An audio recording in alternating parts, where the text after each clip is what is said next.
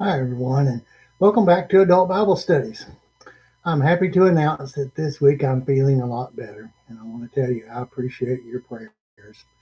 I, I appreciate the covenant that we have to pray for one another and to support one another.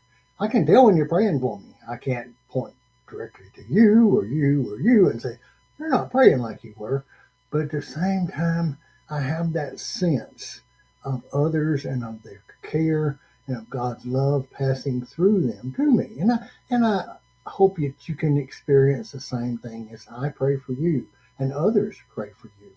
Prayer is a powerful tool that God gives to us. And I give Him praise for the fact that I am feeling a little better this week and doing a little better. We want to continue on this week in our series of lessons as we're moving toward Easter. This is the fourth Sunday in Lent, and we're getting pretty close to the Easter story itself. One of the reasons I used that word uh, covenant that we have to pray for one another is that it has meaning in today's lesson. For what we find in today's lesson that there's many covenants that we enter into as human beings, relationships with other people, situations where we agree and if you this, I will that, covenant with someone to do things and to follow through with things. And that's an important part of our lives. The most important covenant, of course, is our covenant between God and ourselves, and God and our church, and God in our world, and being representatives of God in our world. Last week, we saw the Pharisees come to Jesus as he was teaching there in Jerusalem in the temple, and they thought they had the perfect question to really stump him and to kind of be able to point at him and say, see, he can't even say where his authority comes from. Because their question was, how are you authorized to teach the things that you're teaching? Jesus turns it around and asks them a question. What about John the Baptist? How is he authorized? And well, they couldn't answer that question. And so Jesus said, well, you really won't be able to understand or answer the question of how I've been authorized either. For it's God that authorizes. He didn't say that, but that's the implication there. Is his authorization comes from God the Father, not from some institution, not from some group of people who uh, quizzed him and proved him by some standard of measure, but by the fact of the truth of his word and the power of his word and the way that God authenticated his ministry. And therefore, they weren't able to challenge it. This week, it's a similar situation situationally, but different in some ways too, because the scribes and the Pharisees are tired of being in the forefront. They're tired of Jesus kind of making them look bad. And so it looks like they have drawn aside a group of their students, people that they are mentoring, and they have primed them with some questions for them to go ask Jesus. So it won't appear that it's so directly an affront by the Pharisees and the religious leaders of that day.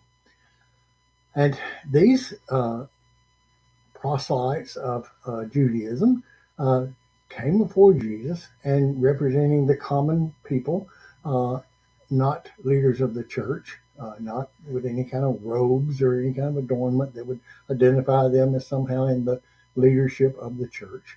And they ask a question again that's designed very carefully to try to trip Jesus up. Let's look at that question. Matthew chapter 22, beginning with verse 15 and reading through verse 22.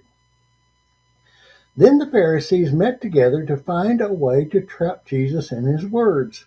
They sent their disciples along with the supporters of Herod to him. Teacher, they said, we know that you are genuine, that you teach God's way as it really is. We know that you are not swayed by people's opinions because you don't show favoritism. So tell us, what do you think? Does the law allow people to pay taxes to Caesar or not? Knowing their evil motives, Jesus replied, why do you test me? You hypocrites, show me the coin you need to use to pay the tax. And they brought him a denarii. Whose image and inscription is on this? He asked. Caesar's, they replied. Then he said, give it to Caesar. What belongs to Caesar, and to God, what belongs to Caesar belongs to Caesar. And to God, give him what belongs to God. Then they heard that when they heard this, again they were astonished, and they went away, kind of ducked their heads and said, he's done it again. He's taken that question that we thought was a fail-safe question, and he's turned it around to where we can't use it against him.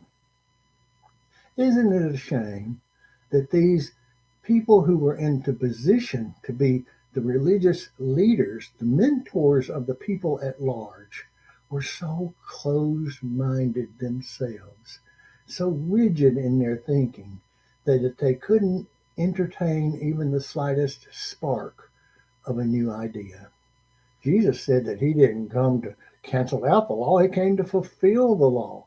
He didn't come to take away from the law of Moses. He wasn't trying to attack their institutions.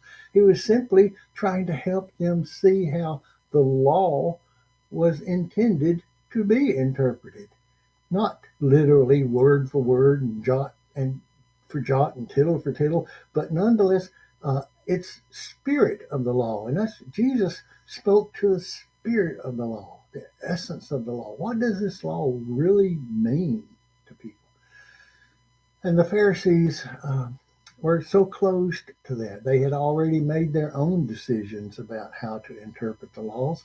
They had a whole list of laws that were very specific about how you kept the basic commandments of God.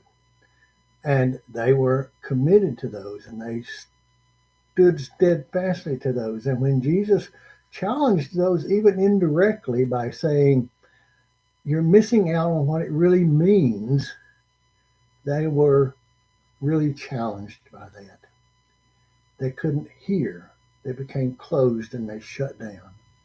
That happens in our world today, doesn't it? The world teaches our children and our young people and each other that the key to success in life is wealth and power and dominance. And that's all that matters. And whatever you have to do to get that and attain that is worth it, because that is the ultimate goal. And Jesus says to us, I want you to be wealthy. I want you to have the things you need, and even to the excess, so that you can be a steward and share those things with others who are not in a position like you are to be blessed. I want you to understand power and authority, and I want you to use that well.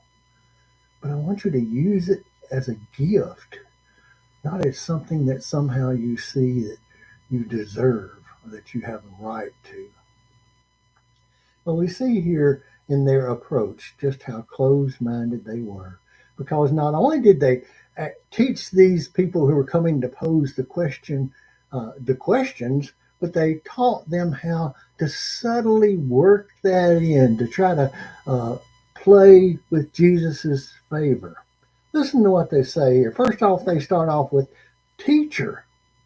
Now that is a term of endearment, a term of empowerment, a recognition of him as someone who should be, of Jesus as someone who should be listened to and who had insights and wisdom.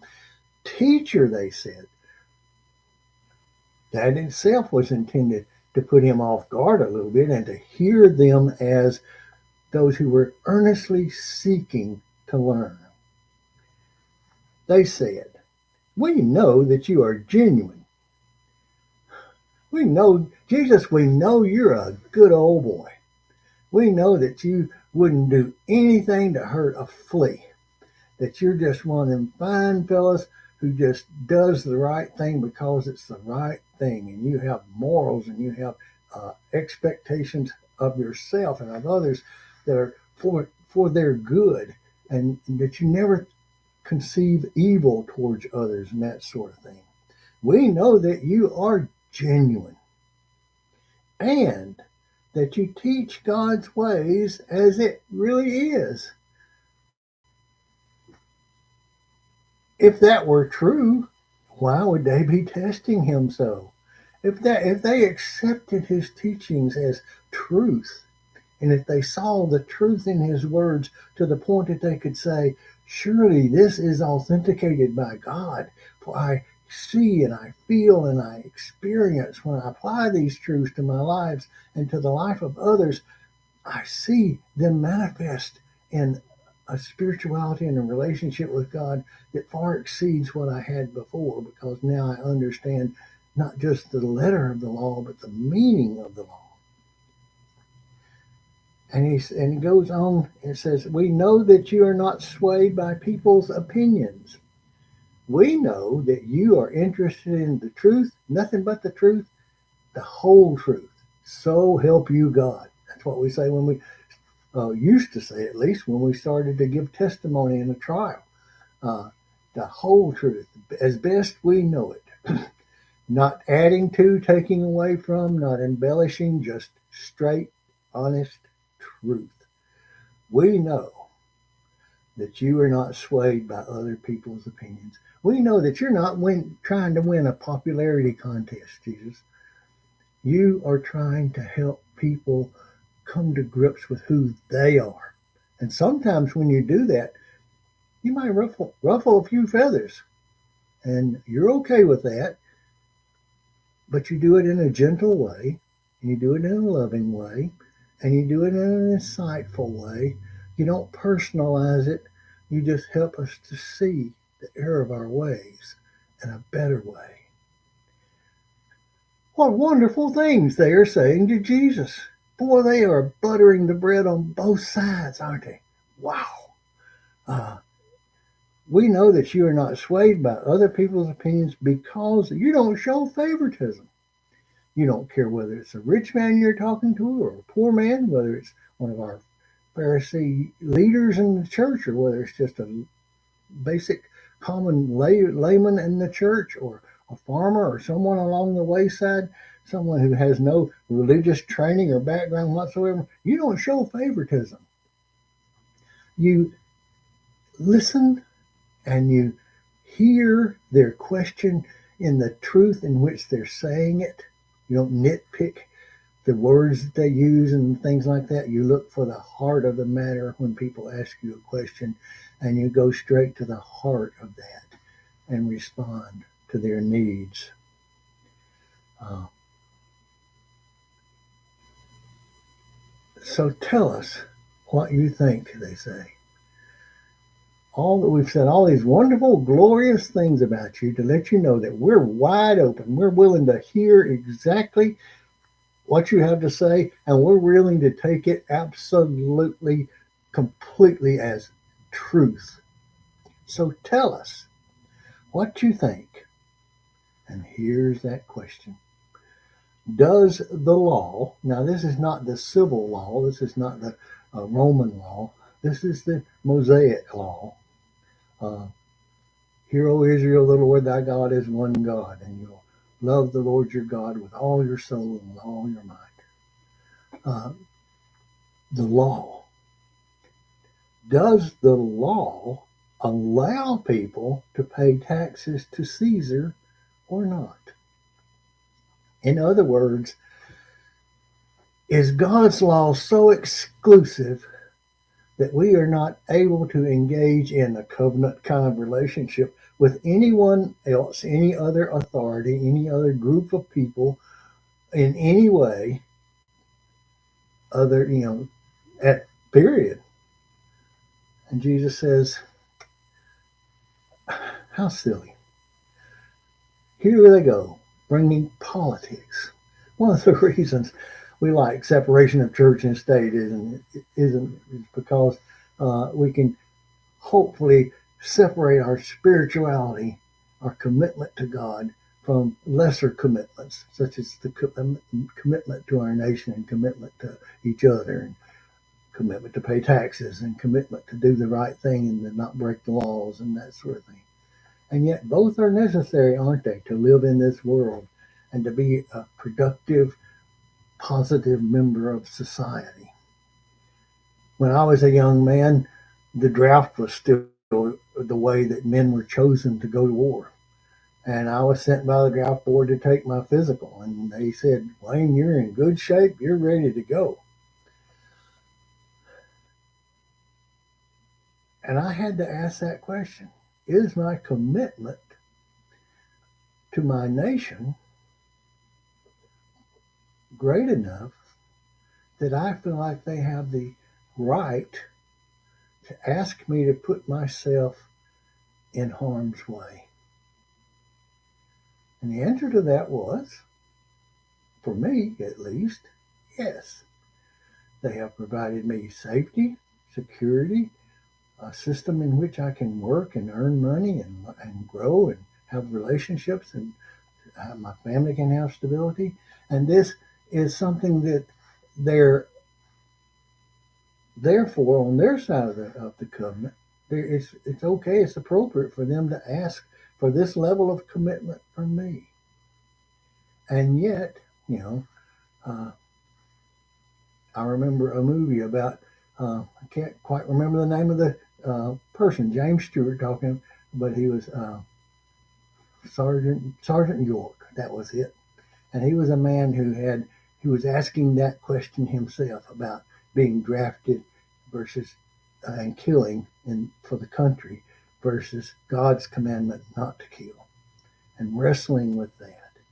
And that's exactly the type of thing that these people are doing here. They're trying to ask Jesus those almost unanswerable questions, those things that we have to search deep into our souls to find where really is our commitment and what is our ultimate commitment.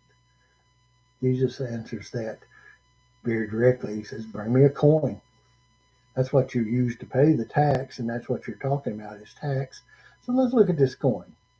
Nothing special about this coin except maybe it's a metal that's unique enough that it has enough value that even this small coin is equivalent, is expected to be valuable enough to purchase things that would repay a person for a full day's work. And the government says, because we provide you safety, because we provide you economic opportunities, because we provide a system within which you can work and have livelihood, we expect this portion back. And they were trying to twist that and turn it into the spiritual law and saying, does this mean that this law overcomes the law of God? God didn't say that he wanted every penny. He said, there's a tithe. Bring your tithe into the storehouse. Other things we're stewards of. And a part of our stewardship is our commitment to the country, to taxes, to those kinds of things. I don't like paying taxes. I just had my income taxes done. You probably have had yours done recently. And I must admit, I breathed a little sigh of relief when I was getting a little bit back instead of having to pay anything. Because it really is irritating when I have to dig down into savings and money that I put aside for other things to pay an addition to the taxes that's already been deducted throughout the year. And yet I do that because I'm a citizen and that's part of my responsibility. Jesus says, give to Caesar the tribute that is his. He's made a commitment to you for safety and provision. You made a commitment to him to pay the tax. On the other hand, no commitment supersedes that commitment to God himself. Hear, O Israel, the Lord your God is one God, and it's he that you should worship with your heart and your soul and your mind, completely and totally committed to him first and foremost. Just a few years after this scripture passage, the setting of this scripture passage, many people of faith were killed by the Romans because they imposed upon the common people the requirement to worship the Roman emperor, to bow before him and to pray to him, And many could not in clear conscience do that. And so they were killed. And so they had to, that at that point they were forced to look at that dual commitment: country, nation, government, God. And they saw, I believe rightly so, that their commitment to God was above all else. And for the government to try to require from them a greater commitment than they were giving to God was inappropriate, even to the point of their being willing to die for it. Commitment, covenant, being God's people, God doing what He says He will do. God loved us so much that He sent His only begotten Son, that if we would just believe in Him, we would not perish but have everlasting life. That's the commitment. That's the covenant that He asks us to enter into with Him. And when we do so, we have the gift that goes beyond all others. That's the spirit of Easter. That's the spirit of Lent, as we stop and recommit ourselves and renew that covenant between ourselves and God. I hope this week you can think about and pray about and ponder about that commitment in your life to God Himself. God bless you. Keep praying for me, and I promise I'll keep praying for you. And together, we're going to get to that point where we understand it better by and by. God bless.